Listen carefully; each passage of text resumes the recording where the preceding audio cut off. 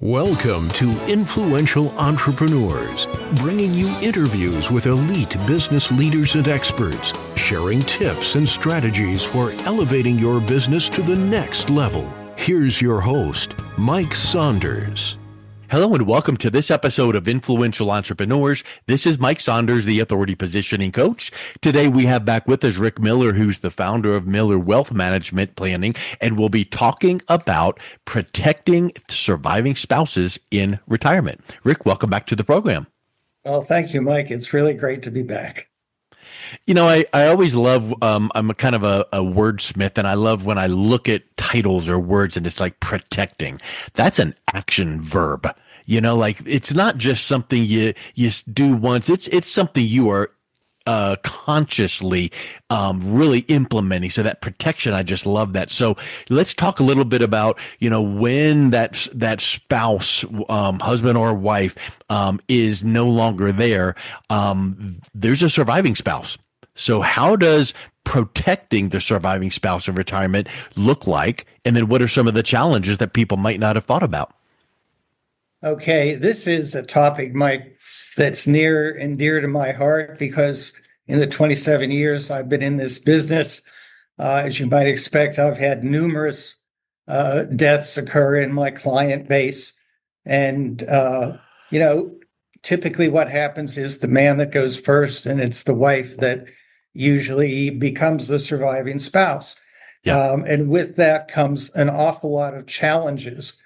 Probably the first thing I would want to highlight is what I like to call the income cliff, which the surviving spouse or the wife falls off of.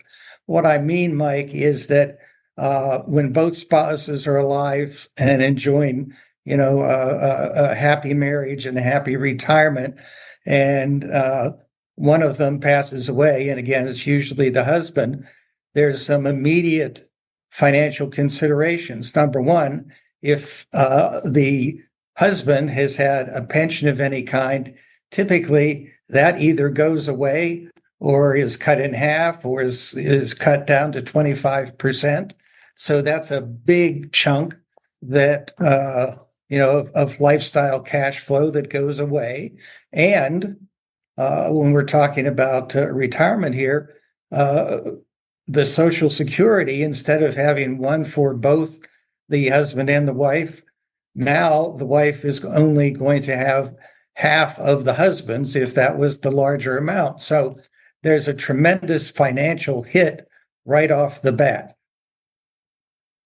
You know, I find it interesting that you mentioned typically, statistically, the husband will pass before the wife, because I've heard that several times, that lifespan of women is longer than men. And sometimes that factor is not calculated in with retirement planning. So we'll talk a little bit more about some of the unique and different risks that women face in retirement, and maybe lifespan is one of them. Well, it certainly is. And that's going to lead me to talk about some innovations in long-term care. But one of the things associated with falling off the income cliff that I want to make sure I put out there is that there's a taxation hit for the surviving spouse, because while you're married, you have the benefit in the tax code of filing jointly, filing as a married couple. Now, the surviving spouse has to file as an individual.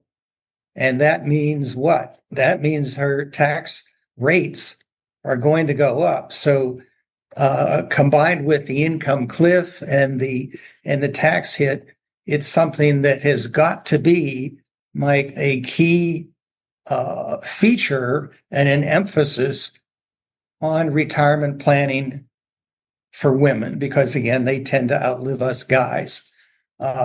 And they probably deserve it. They're the fairer sex and the better sex, if you ask me. I agree with you there. You know, that really is interesting, because it's like, oh, well, even if there's a pension or Social Security or one about the benefits, and now, like the point about taxation, it's like you never know what taxes are going to do. But one thing we do know is if you're married filing jointly, that's one set of tax brackets and rates and all that. But if you're not married anymore because of a death of the spouse, that changes changes the picture. So that takes planning, that takes foresight. And there's a lot of things that cascade down. It's like, okay, this event happened, good or bad, like, oh, a new child came into the family. So now we can do some things that might be positive. But what if there was that death and that surviving spouse? Here comes this cascade of things to just calculate on. Let's roll into what you mentioned there, because another aspect of any retirement plan is long-term care. But how does that impact women more than men? And what are some of those innovations that you have mentioned? Well, first of all, because women tend to outlive men, if you look at the statistics, women's average stay in a nursing home or needing care of any kind is in excess of 5 years.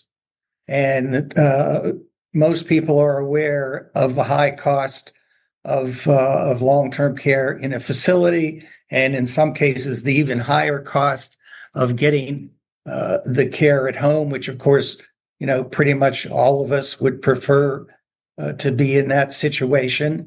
So the number one thing as a part of my practice, and it's a white paper that I've written some years ago, actually, is how to hedge the long-term care risk, because this is a unique and difficult risk. Think about this, Mike. Do you know if you're going to need long-term care? No. If you need it, do you know how long you'll need it? No. Right. Do you know how much it's going to cost? No.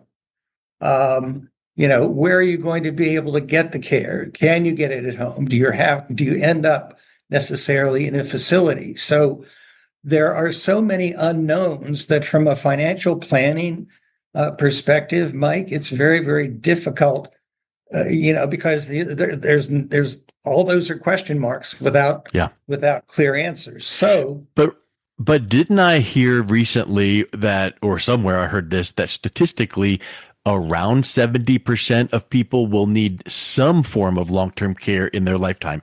And there's many levels of long-term care. We know that, from full-on memory care or, assisted living, things like that. But 70% is a pretty large stat. Well, yeah, and that is the correct number, unfortunately. It can range from, a few months or a year and a half.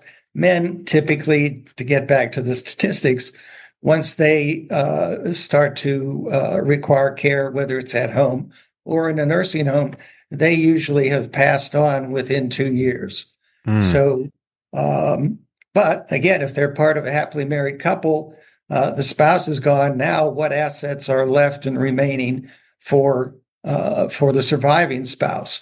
Yes. So, what people generally and Americans certainly universally don't realize is that there are 9 unique ways of hedging the long-term care risk. And I use that term hedge because, again, it's such a situation where there's no certainty about any of those questions we went. So what financial advisors need to do is they need to understand what all the tools are, because let's take the traditional financial or long-term care insurance plan. Those are fine. There are issues over time with premiums being raised, but the idea is if you have one that works, it's going to provide, let's say, $400,000 towards your long-term care. Well, Mike, in Florida, where I'm sitting right now, the average facility cost is $100,000 a year. So, 4 years worth of coverage. Just 4 years worth of coverage, and those costs inflated over 6% a year. So, women, surviving spouses in particular, are in a great deal of peril of running out of money. And all the traditional kinds of ways of preparing for long-term care are ways to essentially amass more assets or use insurance vehicles. But what they don't do, or where they kind of fall away is when someone actually is in a facility or needs care. And that's where this innovation that I mentioned to you uh, has come to be available in the United States. You Well, would I love the find it word innovation. interesting. So I'm excited Yes. to hear about that. Well, interestingly enough, if we look at England, the UK, there are no traditional long-term care policies available. Many of the life insurance and annuity hybrid vehicles that we are familiar with here in the US are not available there. In the entire history of the UK, there has only been one way for families to approach the long-term care risk. And interestingly enough, is only after the risk has become real, or someone is diagnosed with uh, early dementia, or Yeah. they're starting to have trouble functioning independently at home. That's when all the preparation in the past, will have to start shelling out dollars for Yes. care, and that's traditionally where, if you're in a position of needing care, you you you can't get it. If you haven't prepared, you have to rely on your own assets. And Because so isn't it kind of like driving a car around town with no car insurance and then getting in an accident and then shopping for car insurance? Well, it's too late. You just wrecked your car. That's a great analogy. Thank you for that. I'll use that and I'll quote you. Okay, good. But that's a perfect analogy. Yeah. Once the risk has hit you, you're out of luck. Well, that's Yeah. where the immediate care plan, which has again been used for decades in the UK, is now available in the United States. And what this does is it essentially leverages the assets that the family has. It extends them, it increases them based upon underwriting, a mortality based underwriting, so that once the insurance company understands what the likely lifespan is based upon the various conditions, then they're able to say, okay, well, if you have $200,000, we're in essence going to be able to double that, for example, because they have a very clear um, understanding of the actual mortality in this individual case. So what this really means practically for families is that in a very high number of cases, we can ensure that they won't run out of money, even though they're Wow. already spending it for care. Wow. So let's dive a little bit deeper on that, because I really feel like you've hit the nail on the head. Like, hey, traditionally, you have to be planning so far ahead that if I need long-term care, I've got it covered with this solution or that solution. But if you're not prepared and now all of a sudden the onset happens and you're needing long-term care, it's too late. But now this opportunity, they already have that box checked. Oh, you're diagnosed with, you've got dementia and you don't have anything set in place. We can help. What does it look like from there when you sit down with someone that says, I didn't prepare and I heard that you can help, even though it's kind of like a pre-existing condition, like the old, insurance, like, sorry, it's pre-existing. Well, now this is not the factor. What does that conversation look like and where does it go from there? Well, that's a really astute question, because basically, what we need to do is we understand what the financial capabilities are. What are the savings? What are, the 401ks, the retirement assets? What does the totality of that look like? Then we take a look at, all right, given your particular situation, you might be in a position where Medicaid, after you spending down the facilities or the assets that you have, is really going to be the only choice. That's not a desirable choice, but if people, reality is reality.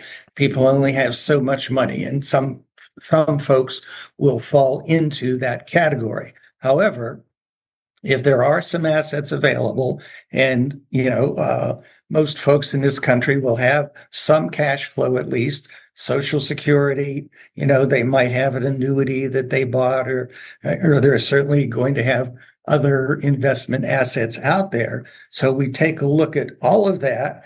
We understand what is the cost of care likely to be in their particular situation.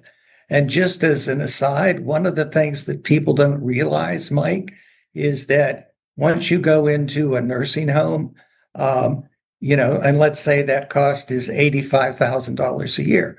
Well, that is not a static cost. That's going to inflate roughly 6% every year. And families don't realize that fact, so that once they're in there, they're thinking, okay, I've got 85, 85, 85, 85, and then mom will probably be gone. Well, no, might be 85, 92, 103, whatever. It ratchets up.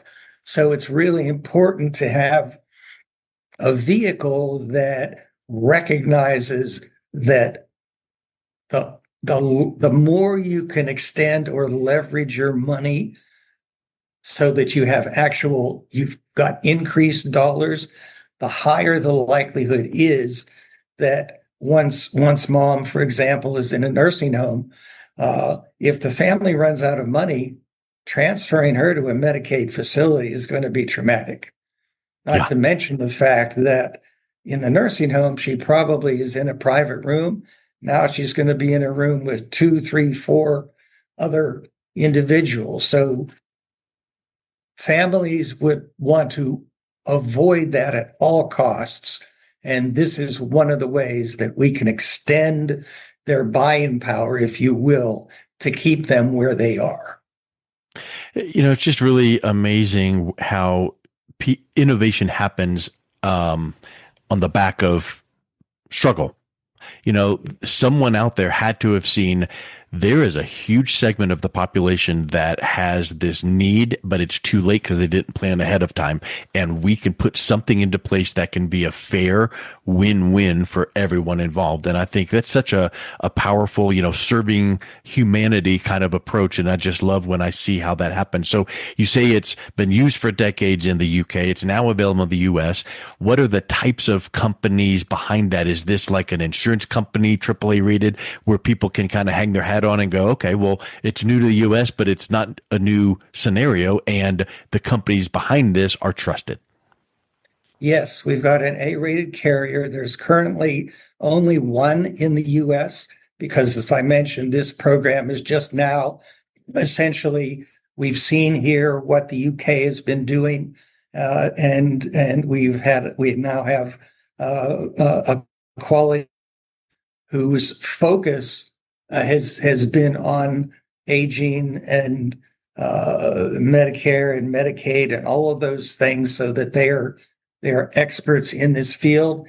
You have to go to a financial advisor. They do not have a retail presence at this time. Pardon me, at this time, but it's certainly something that you're going to see widely disseminated over the next probably decade. But right now, in the United States, I believe there's only about 55 advisors that even have access to it.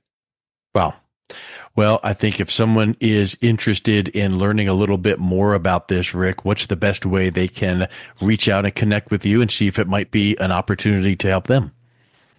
Well, an easy way would be to go to my website. The website in this case is thecaregapsolution.com. That would give them just a wealth of information. It would expand on what we've discussed here today. Beyond that, you can certainly reach me via email. My personal email, professional email is rickmilleradvisor@gmail.com, or they can certainly call or text me directly, 703-401-3672.